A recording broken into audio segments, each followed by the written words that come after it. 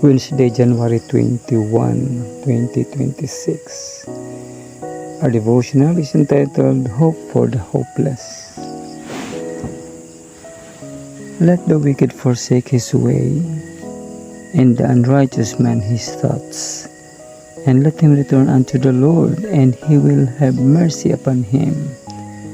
And to our God, for he will abundantly pardon.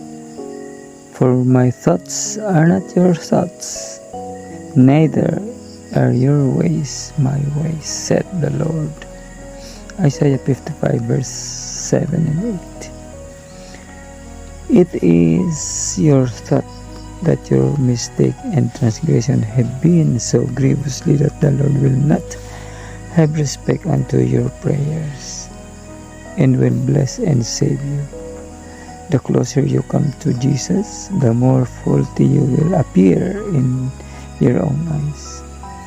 For your vision will be clearer, and your imperfections will be seen in broad and distinct contrast to His perfect nature. But do not be discouraged. This is evidence that Satan's delusion have lost their power, that the vivifying influence of the Spirit of God is arousing you, and your indifference and unconcern are passing away. No deep-seated love for Jesus can dwell in the heart that does not see and realize its own sinfulness. The soul that is transformed by grace will admire His divine character. But if we do not see our own moral deformity, it is unmistakable evidence that we have not had a view of the beauty and excellence of Christ. The less we see to esteem in ourselves, the more we shall see to esteem in the infinite purity and loveliness of our Savior. A view of our own sinfulness drives us to Him who can pardon.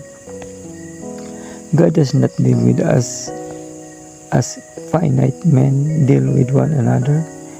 His thoughts are thoughts of mercy, love, and tenderest compassion.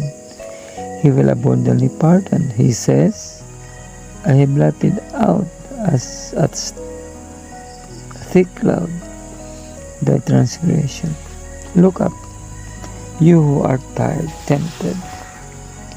and tempted, and discouraged. Look up. It is ever safe to look up. It is fatal to look down. If you look down, the earth reels and sways beneath you. Nothing is sure.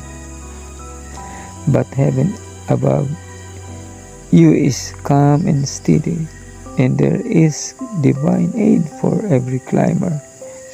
The hand of the infinite is reaching over the battlement of heaven to grasp yours in its strong embrace.